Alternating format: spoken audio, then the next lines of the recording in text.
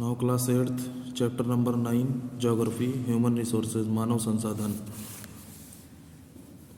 According to you what makes a nation great, आपके अनुसार किसी देश को क्या चीज़ महान बनाती है। द नेचुरल रिसोर्सेज अवेलेबल और the people and their equality, प्राकृतिक संसाधन जो कि उपलब्ध हैं या फिर लोग एंड देयर क्वालिटी या फिर उनकी जो क्वालिटी है वो। Imagine an island with thousands of gold mines but people not having access to them. कल्पना कीजिए, इमेजिन कीजिए कि एक ऐसा आइलैंड है जहाँ पर बहुत सारी सोने की माइंस हैं, गोल्ड माइंस हैं हजारों, but people not having access to them, लेकिन लोग वहाँ तक पहुँच नहीं पाते हैं। Does that gold have any value, तो ऐसे किसी सोने की क्या कोई कीमत है हमारे लिए? बिल्कुल नहीं है। जब हम वहाँ पहुँच ही नहीं सकते हैं तो सोने की कोई वैल्यू नहीं है। It is the people who give meaning to a resource, ये लोग ही होते हैं जो किसी रिसोर्स को कोई मतलब देते हैं। यानी संसाधन हमें तभी मिलते हैं जब इंसान उसमें इंटरफेयर करता है।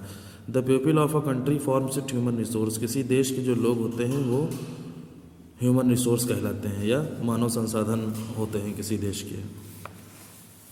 इन this chapter we will study about the composition distribution of population in the world. इस चैप्टर में हम ये पढ़ेंगे कि कंपोजिशन यानी कैसे पॉपुलेशन है देश की, वर्ल्ड की, और वो किस तरीके से डिस्ट्रीब्यूट है, किस तरीके से बटी हुई है अलग अलग देशों में, विश्व में, वो हम इस चैप्टर में जानेंगे। तो सबसे पहले डिस्ट्रीब्यूशन ऑफ पॉपुलेशन, जनसंख्या का वितरण या जनसंख्या का बंटवारा, किस तरीके से जनसंख्या बटी हुई है। People are not evenly distributed on the globe, globe यानी पृथ्वी पर जो लोग हैं वो समान तरीके से एक जैसे नहीं बटे हुए हैं। The way they are settled in different parts of the world is refer to as the pattern of population distribution. जिस तरीके से विश्व में ये लोग बटे हुए हैं अलग अलग हिस्सों में, उसे ही पैटर्न ऑफ पॉपुलेशन डिस्ट्रीब्यूशन, जनसंख्या वितरण का पैटर्न कहते हैं या तरीका कहते हैं। Only 30% of the world's land houses more than 90% of the world's population. 90% world population में केवल 30% ही जो वर्ल्ड है, वर्ल्ड की जो ज़मीन है वहाँ पर हाउसेस बने हुए हैं, यानी केवल 30% लोग ही हाउसेस में रहते हैं। Approximately 75% of the total population of the world lives in 2 countries. Approximately यानी लगभग 75% जो टोटल पॉपुलेशन है वर्ल्ड की वो केवल 2 कॉन्टिनेंट्स में रहती है, जिनके नाम एशिया और अफ्रीका है। 10 countries of the world accommodate nearly 60% of the world's total population. 10 देश विश्व के ऐसे हैं जहाँ पर 60% जो वर्ल्ड्स की टोटल पॉपुलेशन है वो एकोमोडेट हो गई है, यानी वहाँ ठहर गई है, वो उतनी ही बनी हुई है। ये पॉपुलेशन का चार्ट आपको दिया गया है, किस देश में कितनी पॉपुलेशन है। ये चाइना की पॉपुलेशन का चार्ट दिखाया गया है। 1362 पर स्क्वायर किलोमीटर लोग रहते हैं, ठीक है। 1362 जो लोग हैं वो पर स्क्वायर किलोमीटर में रहते हैं। ऐसे ही इंडिया का पॉपुलेशन ग्राफ दिया गया है। United states, Indonesia, Brazil, Pakistan, Nigeria, Bangladesh, Russia, Japan, ठीक है। The top 10 populated countries of the world, विश्व के ऐसे 10 देश हैं या ऐसे 10 कंट्रीज़ हैं जहाँ सबसे ज़्यादा पॉपुलेशन रहती है। ये आपका एक फैक्ट दिया है, डिड यू नो, क्या आप जानते हैं 11 July is celebrated as the world population day. 11 जुलाई को हमारा जो है विश्व जनसंख्या दिवस मनाया जाता है, यानी वर्ल्ड पॉपुलेशन डे सेलिब्रेट किया जाता है। अब डेंसिटी ऑफ पॉपुलेशन, जनसंख्या घनत्व, यानी कितनी घनी जनसंख्या है, कहाँ लोग बहुत ज़्यादा रहते हैं, कहाँ कम रहते हैं, वो हम पढ़ेंगे इस पैराग्राफ में। क्या कह रहे हैं कि population density is defined as the number of people living 1 square kilometre of land के 1 स्क्वायर किलोमीटर हिस्से में कितने लोग रह रहे हैं उसे हम पॉपुलेशन डेंसिटी के नाम से जानते हैं, या जनसंख्या घनत्व के नाम से जानते हैं कि इतनी घनी जनसंख्या बसी हुई है हर 1 स्क्वायर किलोमीटर लैंड के टुकड़े पर, उसे हम पॉपुलेशन डेंसिटी कहते हैं। The world's average population is 51% density per square kilometre. अगर पूरे वर्ल्ड का एवरेज पॉपुलेशन डिस्ट्रीब्यूशन निकाला जाए, पॉपुलेशन डेंसिटी निकाली जाए, तो 50% पर स्क्वायर किलोमीटर में रहते हैं लगभग। The countries of eastern Asia, south and south east Asia, western and central Europe and east central north America have high density of population. ये जितने भी आपको नीचे कंट्रीज़ बताए गए हैं, यहाँ पर बहुत ही घनी जनसंख्या की डेंसिटी है, यानी बहुत घने, बहुत ज़्यादा लोग 1 स्क्वायर किलोमीटर में रहते हैं। Because they have favourable climatic conditions, ऐसा इसलिए है क्योंकि यहाँ के मौसम की जो कंडीशंस हैं वो फेवरेबल हैं, उनके रहने लायक हैं, ठीक है। यानी इंसान इन क्लाइमेटिक कंडीशंस में ज़्यादा अच्छे से गुजर बसर कर सकता है, तो इसलिए पॉपुलेशन इन जगहों पर बहुत ही ज़्यादा डेंस है, बहुत ही ज़्यादा घनी बसी हुई है। रिलीफ फीचर्स यहाँ के बहुत ही अच्छे हैं, फेवरेबल हैं, यानी जंगल हो गए, पेड़ पौधे हो गए, पानी हो गया, ये सब अच्छे से मिल जाता है। मिट्टी उपजाऊ होती है यहाँ की, and a good transport network, और एक जगह से दूसरी जगह जाने का जो नेटवर्क है, सामान को इधर से उधर ले जाने का जो नेटवर्क है, लोगों का इधर से उधर ट्रैवल करने का जो नेटवर्क है, वो बहुत ही अच्छा है, इसलिए यहाँ पर ज़्यादा लोग रहते हैं। These reasons also have rich agricultural land. इन इलाकों में ज़मीन जो है वो बहुत ही एग्रीकल्चर करने के लिए बहुत रिच होती है, बहुत ही अच्छी होती है, एंड आर हाईली इंडस्ट्रियलाइज्ड, और बहुत ही ज़्यादा यहाँ का इंडस्ट्रियलाइज, सब उद्योग धंधे बहुत ही ज़्यादा यहाँ फैले हुए हैं। अब ये फार्मूला दिया गया है डेंसिटी ऑफ पॉपुलेशन निकालने का, पॉपुलेशन की density. The density of population is the number of persons living per unit of an area. किसी एरिया के पर यूनिट यानी पर स्क्वायर किलोमीटर में कितनी जनसंख्या कर रहती है, कितने लोग रहते हैं, उसे हम डेंसिटी ऑफ पॉपुलेशन कहते हैं।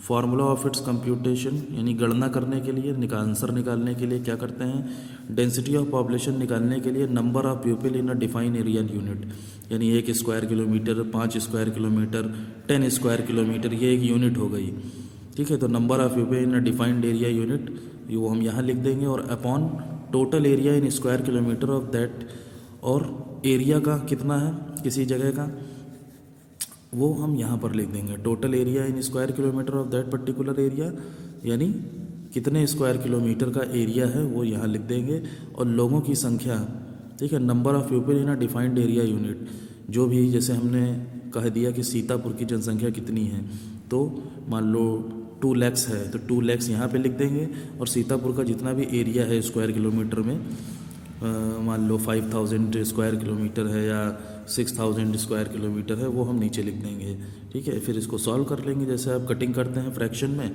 बस डेंसिटी ऑफ पॉपुलेशन निकल आएगी कि इंडिया में पर स्क्वायर किलोमीटर इतने लोग रहते हैं।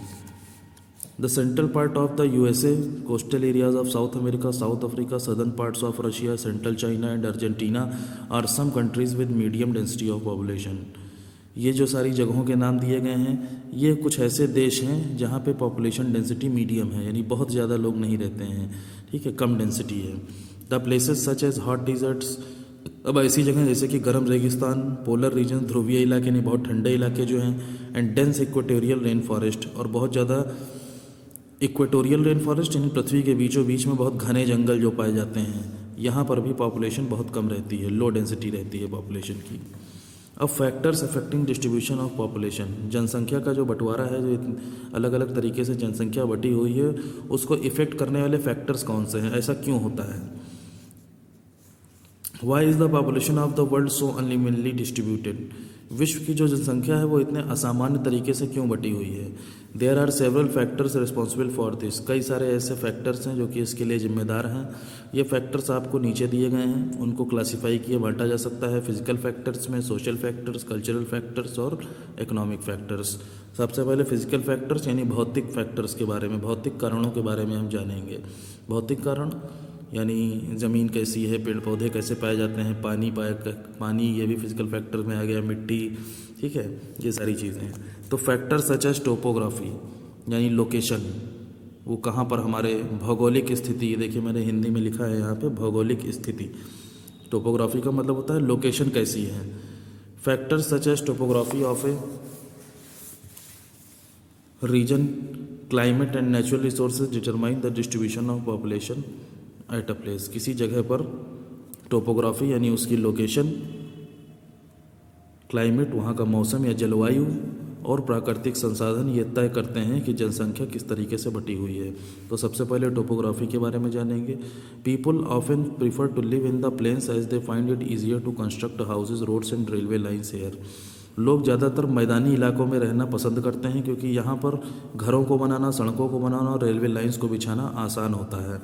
This is the reason why the Ganga plain is counted as one of the most densely populated regions in the world. यही वो कारण है जिसकी वजह से गंगा नदी के आसपास के जो मैदानी इलाके हैं वहाँ पर जनसंख्या बहुत ही ज़्यादा घनी बसी हुई है। विश्व की जो जनसंख्या है विश्व के दूसरे हिस्सों से ये बहुत ही ज़्यादा घनी बसे हुए हैं। ऑन द अदर हैंड, दूसरे हाथ पर the mountains and high plateaus, पहाड़ी इलाके जो हैं या फिर पथरीले इलाके जो हैं ऊंचे ऊंचे, जैसे कि Andes mountains, Himalayas, Alps mountains और तिब्बत आर स्पार्सली पॉपुलेटेड। यहाँ पर बहुत ही कम जनसंख्या रहती है, क्योंकि ये यहाँ पर सड़कें बिछाना और रेलवे लाइन बिछाना या घरों को बनाना कठिन होता है। भाई पहाड़ों को जाहिर सी बात है, हिमालय पर्वत पर आप कैसे बना लोगे जाके मकान, या एंडीज माउंटेन्स पे कैसे चले जाओगे। तो वहाँ पर मकान वगैरह बनाना, सड़कें बनाना बहुत ही कठिन होता है।